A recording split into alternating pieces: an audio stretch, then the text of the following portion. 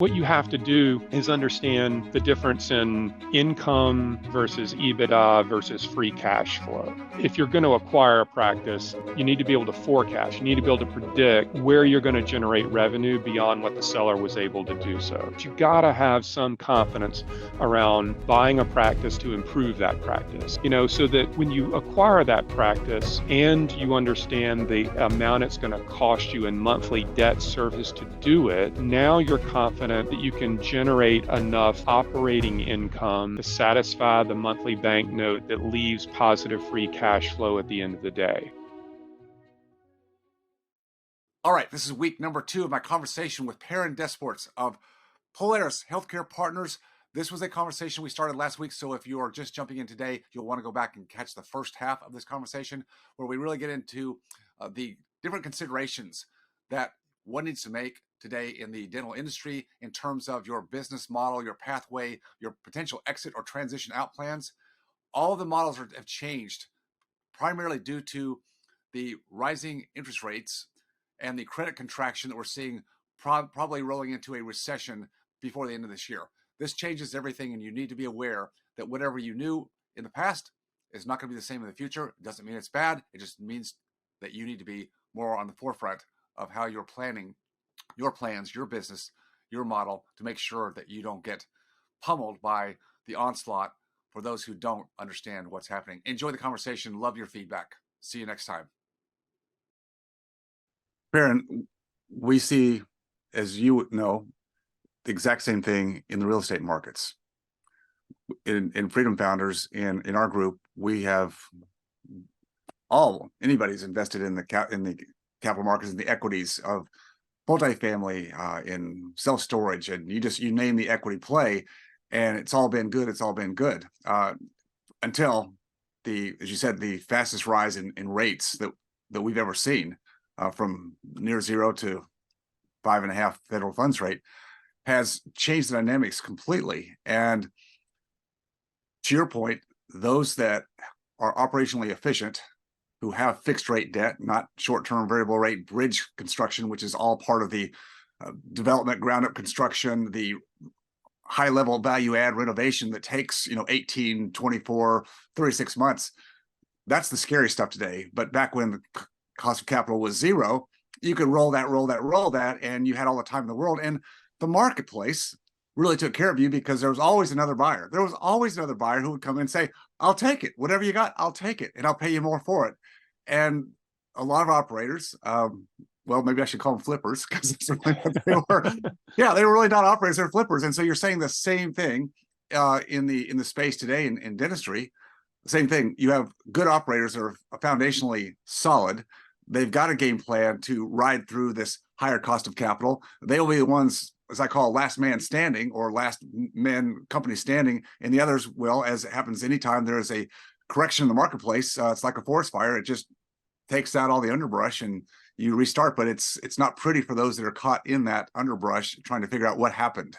Yep. Where did my plans go awry? Well, even with your group funded, your doctor-led group practices that utilize debt funding, that's got to be changing the dynamics there. Can you give us a little bit of insights into what that looks like? Because again, I know the cost of capital is gone up for anybody who's borrowing today. Yeah, it certainly has, and it's affected every sector of the economy. I think it has made our target audience much more. They've had to sharpen their pencil a lot as it relates to both buying and building additional locations. We talk a lot about buy from an acquisition standpoint, but this applies equally well to those using a de novo strategy. And we're big fans of the build strategy, or a complementary strategy, at least. So what you have to do is understand the difference in, income versus EBITDA versus free cash flow, and for one, if you're going to acquire a practice, like I say, you need to be able to forecast. You need to be able to predict where you're going to generate revenue beyond what the seller was able to do so. It could be additional days and hours from an associate. It could be recapturing referred out treatment, simple ortho or routine guided implant surgery, or if there is such a thing as simple endo or something like that. You know, there's always the ability to recapture some level of specialty treatment in a general dentistry group, at least. And then some of it could be negotiated insurance reimbursement rates, but you got to have some confidence around buying a practice to improve that practice. And that's through revenue generation and then some level of cost containment, supplies, lab, professional services, employee benefit costs, et cetera. You know, so that when you acquire that practice and you understand the amount it's going to cost you in monthly debt service to do it, now you're confident that you can generate enough operating income to satisfy the monthly bank note that leaves positive free cash flow at the end of the day. And you can do that every month like clockwork. So when debt funds cost you more, you have to be more hyper focused about your ability to integrate and execute.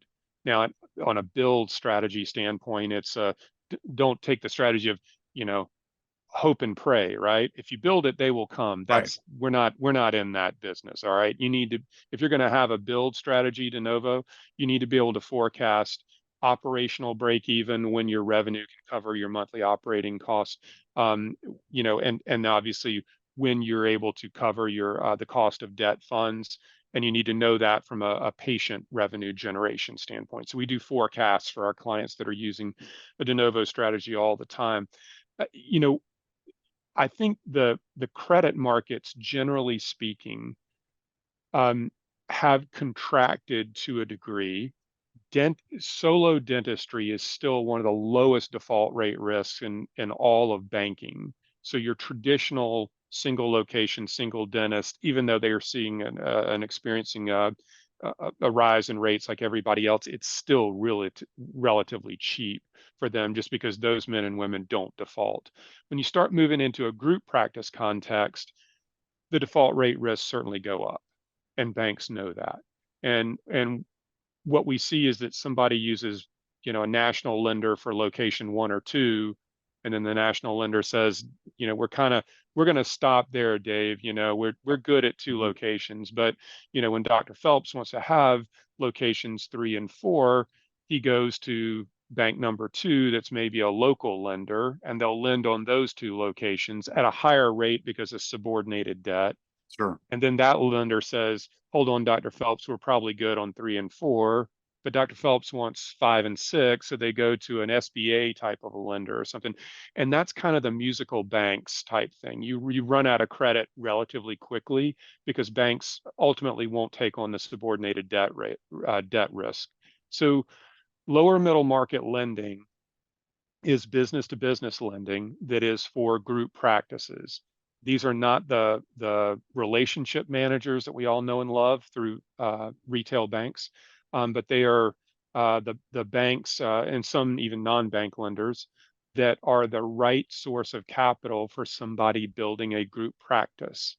Maybe not 4 to 5 locations, but for those that want to go 8 to 10 to 20 and do it with one lender, which you should do, a lower middle market instrument is the right one. And it might cost you a few points more, but you typically have some level of you know, credit commitment from the institution to fund your growth strategy. So banking is one thing, not just in a rising rate environment, but banking is one thing that is the true Achilles heel Mhm. of building a group practice. So interest rates aside, what is the typical term for the banks that you're using for going beyond the 4 to 5 practices? I mean, what is the term is it amortized? Is it interest only? Is there a balloon? What I'm just because I'm not in that sector, so I'm just curious what that looks like today. Yeah, it's still usually 7 to 10 year Mhm. terms, and term and AM you can match them up, or you can have a balloon payment at the end. It kind of depends on.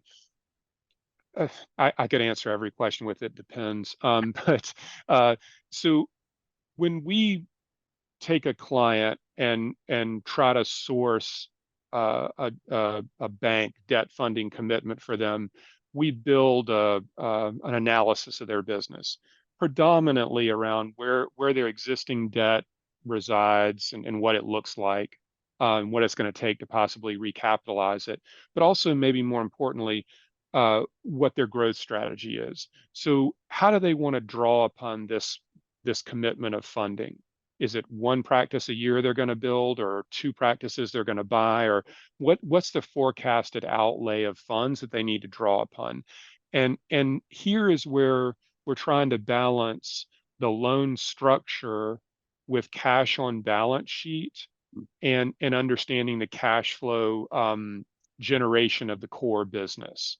So structure can be a negotiating point, um, and as well as leverage ratios. Most of your traditional retail banks use something called debt service coverage ratio for a traditional borrower in a traditional single location. You know, your personal debt, your business debt, do you cash flow well enough to satisfy both? Right. Yes or no, right? It's pretty straightforward.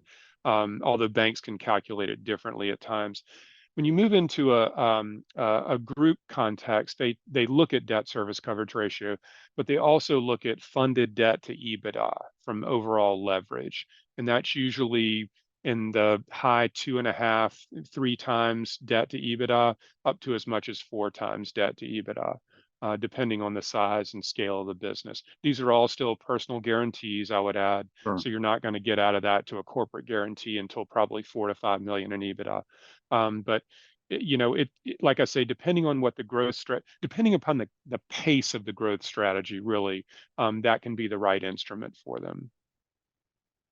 All right, let's dive into who this is for, because I know this is a big part of what you do. I know you offer discovery days, which I think is a great thing for anybody exploring any change in model of whatever they're doing. I think it's so important to understand what this looks like, because we know that the very successful solo owner who has built a practice primarily based on their good clinical skills and their ability to communicate, lead, build culture, communicate treatment plans, all the things that go into making that single location very successful. The thought occurs to many that, well, just rolling out a second and a third that's going to be easy. I just need to find the location and again, kind of build it. They will come, and this will all be good. And we both know, and you're smiling as we're talking about this, because you know there's a lot of barriers to entry. Expanding anything, notwithstanding the debt load, which you mentioned you have to take into account, but expansion eats up cash flow. And for the doctor who's used to making a good living off of his work, chair side, is now thinking about expanding, which it means more chairs, which means more associates, other doctors, because that's the whole goal here. I want to become more the CEO of my practice. I don't want to put all the time in the chair. So now I'm going to bring on these other doctors. And it sounds like it's a good plug and play model, right? You just have the chairs, do the marketing, and it's all going to happen. And you know that it's not that easy. Can you talk about some of those issues, and then how you maybe on a top level scale help a doctor who's very successful today, maybe that mid-career doctor, age 37 to 52, who's hearing this and going, I better get on the ball here. I better make something happen. Which one should and which one shouldn't? I mean, is it that clear cut, or is there more involved? Yeah, good question. And I would preface this answer by saying that the reason that I don't have 2 kids is because I have one. All right. Very good, very good. Yeah. So, and I think for all those parents in your audience, whether you have one or more than one children, you know that, or at least I have it on very good authority that going from 1 to 2 kids is not just twice as complicated; it's geometrically more complicated, as one of my best friends once told me. And I think the same can be said for going from one location to more than one. And I'll give you a couple of pointers, and some things that for your audience to think about here. Um, Everything you just prefaced is 100% correct. You build a successful practice through your ability to do the dentistry, your ability to have a high case acceptance rate, your ability to create a culture in your staff in those 4 walls under that roof. You're really, really good at it, the team takes its cue from you, and you're the orchestra conductor and everything like that. And it's a great, great business. Um, then when you want to start going to multiple locations, obviously you can't be everywhere at once. Most people choose to build a group practice through acquisition. They are going to buy a practice from somebody. Maybe the seller is going to retire, transition out, or maybe they want the seller to stay on board. But they can't be in both locations at once. And when you acquire a practice, one of the um, biggest challenges is change management. And when I say that, I mean I guess you're buying a successful practice, however Mhm. you define success. Um, but they're going to be things that you want to change. You're going to put your systems and processes or what have you in there. And sometimes if that staff has been around for a while, they're not very adaptable to change. And that's not the way Dr. Smith did it when he or Right. she was here. So now change management, you start getting resistance, and that erodes culture very quickly. And when culture gets eroded and you get resistance to change management, that's typically bad for revenue and profitability as well. So when we see this, one of the other challenges is that usually when you acquire your first practice, you're not really sure around what valuation is or what you should pay for a practice. And a broker has it represented one way, and you got to employ an associate to work in there. And when you pay the associate to do all the clinical work, there's not a whole lot of profitability left. But oh, by the way, you borrowed money and the bank's going to get paid. And now that great practice that you had that you built over 20 years is funding the one that's starting to fail on you. Hmm. And so this is the drain on cash flow immediately. um, so what happens? Well, to fix that, they go out and buy a third. If it's not working well in location two, let's double down and go to location three.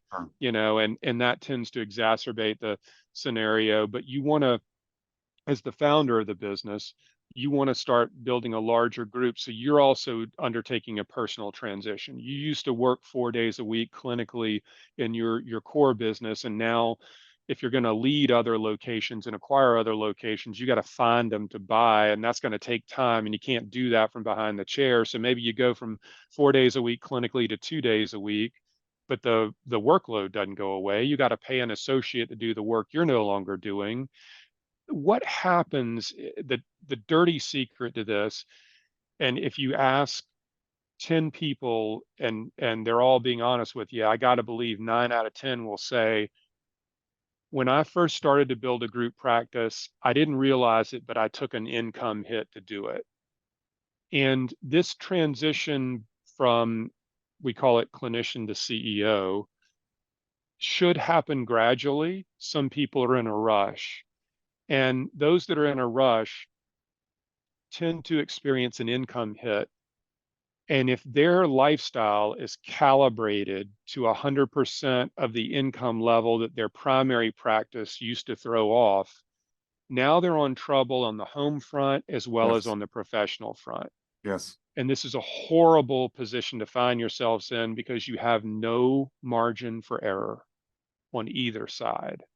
And so you mentioned discovery day, and a discovery day is a one-on-one.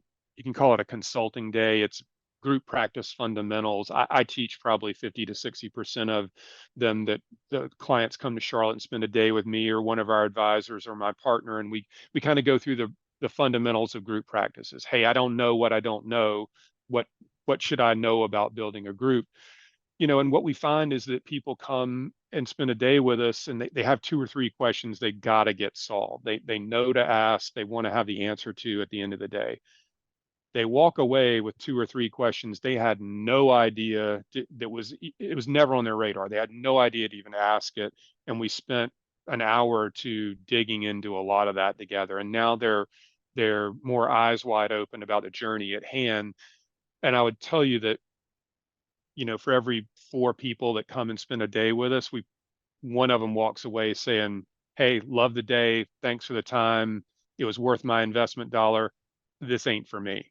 We actually talk them out of building a group, which is a Well, really stupid. yeah, if that's the decision and it's made with clarity, Yeah, best decision they could make. 100%. I mean, Yeah. because we probably talked them out of making a mistake if they Yes. would have stepped on the landmine that everybody else does. It's if you get caught in a cash flow crunch, it's really tough to get out of that quickly, and I think there's a right way of building a group and there's a wrong way of building a group. And when you're leading with ego or not doing your homework before you start that journey, I can usually tell you how that's going to end up, and it's Yeah. usually not very well. The last thing I would say is a group, like I kind of opened up by saying, a group can be 3 or 4 or 5 locations. It doesn't have to be 500 locations. If you want to build a 3 or 4 or 5 location group, that's probably what I would call a lifestyle business. Again, you want to build a business that's not dependent upon your clinical skill set. You're probably going to, acquire those additional 4 locations over 5 to 10 years or something kind of slow and methodical. It's a cash flow business, right? Mhm. And they can cash flow wonderfully as long as you're not in a hurry to do it. And you can be really methodical about it. Those are great businesses. If you want to build a 10 to 20 or more location business, that's a business where you're going to recycle cash. The cash that those businesses throw off, instead of taking it out as income, you're going to reinvest in the growth engine of the business. It's a wealth play. Yeah. You're creating equity on balance sheet. That's a different business than a cash flow business. Sure. So when I ask people, hey, what are you trying to build and why are you trying to build it? That's what I'm trying to ascertain, because those two are completely different strategies with different mindsets and a different pace. Yes. Very, very good. It seems to me that the linchpin in this whole dynamic, Perrin, is the associate doctors. And I'm enough in the mix to hear the stories of those who had the aspiration, even within one facility, expanded, added the chairs, and uh, the associate conundrum just causes all kinds of havoc. And I know you invest a lot of time with your doctors in consulting about how to overcome this, and it can be overcome. But it's not a plug and play. I'll build it and just put associates in there. Um, anything you want to add to that piece here, just so that people understand that can be done, but it's not as easy as it sounds. Yeah, it's the, associate turnover is the biggest problem of any group practice. Again, 5 locations, 500 locations, 1,500 locations. If you can't truly solve it, you're going to be a hamster on a wheel. Mhm. It's just a never-ending treadmill, and it's also really not good for continuity of care for patients either. So, when it comes to recruiting associates, I think there are a couple of things to kind of keep in mind with this. Um, One, you are more than likely competing against enterprise level private equity backed DSOs that are professionally managed. And they have an HR department that has a recruiting team that does nothing other than recruiting dentists. This is their sole reason for being. And they are professional and they are extremely good. So you're competing not against your dental school colleague down the street or study club colleague down the street. You're competing against a lot of name brands. If you are recruiting based on need, you're already behind the 8 ball. And when I say need, an associate presented you with their resignation notice, and they're going to work out a transition of a couple of weeks or a couple of months. How long does it take to recruit a dentist, onboard a dentist, credential a dentist, and get them kind of combat effective in your business? 4 to 6 months, maybe. Yeah, right. you know, David, there ain't many people in your audience that are getting a 4 to 6 month notice, I don't think. No. So what we try to impress upon people who are building a group is, as you transition into a leadership role, recruiting has to be one of the top 3 things you do all the time, Yeah. not when you need it, Yeah. all the time. If you're building a growing business, guess what? You're gonna have available days and hours you got to fill. You're going to have turnover. Somebody's going to quit. You're going to fire somebody. They're going to move out of the area. Whatever. You're always going to be recruiting. So don't take your foot off the gas. This is constant. Even when you don't have an opening, you should have a list of 8 to 10 potential candidates that may be gainfully employed somewhere else. But if they're not an owner in that business somewhere else, it doesn't mean they're going to stay forever. So, you know, recruiting is something I learned early on at Patterson, that if you're not in the discipline of really doing it all the time, you're playing the wrong game. What I would also say is that if you got to put yourself in the shoes of the young associate. They're usually coming out of dental school or residency, or maybe a first associateship that might not have gone well. What are they looking for? They're looking for certainty. They want to be part of a winning team. They want to, you know, they want more than a clinical compensation rate. They want to understand potential income earning for sure, but that's different than 30% of collections or 35% of collections. What does that mean in terms of income at year 1, 2, and 3 for them? And they also want to become masters at their craft. So if I join your group, what are you going to do to make me a better clinician? How am I going to learn more complicated treatment? Do you want me to fund part of that CE and you fund part of it? What does that look like? I mean, if I'm going to be here for the long haul, you know, how am I going to be a better teammate and a more capable clinician? And the last thing I would say is, if you intend to retain them for the long haul, you absolutely have to have an ownership track for them. Buy in or earn in, or a hybrid of both. But if you're simply just going to pay them as a hired gun, you're going to turn over more of them than you Right. should. That's So right. creating an ownership potential for them is really the key. Last question for you, Perrin, today. I'll have more in the future. How much could I build out diversification of my income and do something similar to the goals we would have maybe in a multi-location? Could I do that in a single location if I had the facility? And I mean, I know there would be a limit to the scale of that, but would that certainly that would reduce some risk? What would is there enough upside? Again, I know it's based on what do you want? What does the doctor want? What are you looking for? But is that an option, or is that something you look at with certain consulting clients as something they might do rather than go multi-location? Yeah, a great question. We have the privilege of working with a lot of what I call large footprint solo practices. These are 12 to 20 some odd operatories. I've got one that's like 38 chairs all under one roof, you know, that are multi-specialty businesses, core business being general dentistry, usually not with pediatrics, but all the other specialties or potential specialties. And the great thing about that is you get a lot of cost containment synergies, efficiencies, and still are able to maintain that culture piece all under one roof. So I think it's a 20 location multi-specialty type of a business sort of operates like 4 to 5 practices in one, from a revenue generation standpoint, marketing synergies, brand awareness, days and hours of taking advantage of capacity, and all that kind of good stuff. So we absolutely love those businesses, and we're also starting to see some of our group practices that are having to either expand or renovate existing locations, going to an 8 to 10 operatory standard operating type of a model that may be 4 or 5 locations, but having 8 to 10 ops per location. So these are much larger businesses in fewer locations and less drive time between them. So I think those can be diversification plays ultimately within the core services.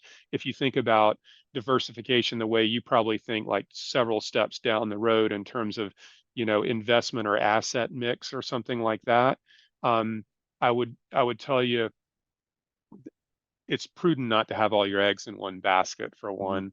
one. Whatever the diversification play is, the one thing I would tell your audience, if you're if you're thinking about, sometimes we hear about people wanting to diversify by allowing an associate to buy into a location and become like a 25% partner or something, and they're going to borrow 500 grand or something to buy into that location and be your anchor dentist. And you're going to take that 500 grand and put it in real estate, stock portfolio, whatever else. Frequently, a bank's covenant, loan covenant, will specify any material change of ownership of a business where the proceeds of the buy-in need to be allocated, and that's usually to pay down principal of existing debt. So Interesting. just a word of caution. Sometimes people think, well, I'm going to take the invested dollar and put it somewhere else, and your Right. bank may have something else to say about that. Always partners that we have to deal with, right? And there's that fine That's right. that you need someone looking out for you. Well, That's Perrin, this has right. been a great conversation today. Best way for people who are interested in some follow-up with you. I'm not here to sell anybody, but I just think anybody who's looking at what their options are, you provide a landscape of discovery, in the consulting you do, and I'm a fan of that. So what's the best way to get in touch with you? Thank you, David. So our website is www.polarishealthcarepartners.com. Polarishealthcarepartners.com. I like to tell people we searched for the longest unclaimed URL, and I think we found it when we launched the company. So I can get you all of our social media handles, website, and Great. my email address directly is Perrin, Perrin, at polarishealthcarepartners.com. You can book a call with me off the website if you want, I think, and there's tons of educational resources. Our podcast is called Group Practice Accelerator, so if you like some of this wonky business stuff, you can consume a ton of it there. We speak at a lot of conferences. There's white papers, blogs, videos, more content than people can probably digest off of our website. But appreciate you letting me plug that. And I thank you so much for allowing me to be with you today. This has been a fun conversation, and really appreciate the partnership and the faith and trust, and getting to work more closely with you too. I value it very much, David. Well, Perrin, thank you. I know this will be valuable to our listeners, and I hope those that are considering what their options are will definitely gain access to some of the materials, and perhaps even a follow-up with you would be a good idea. So thank you so much. We'll come back again in the near future and talk about where the market's going, because I think that's where everybody has their eyes on it, and I know you're right in the middle of the changes. So we'll come back. Oh and yeah, do this again. there'll be plenty to talk about as we roll through the end of 2023, my friend. I look forward to it. Thank you. Indeed. Thanks, Perrin. Take care. You bet. If you enjoyed watching or learning from this video, please leave a like and subscribe to my channel for more content. If you have a question about any of my content or this specific video, just please leave a comment down below. And as always, stay focused on your freedom. I'll see you next time.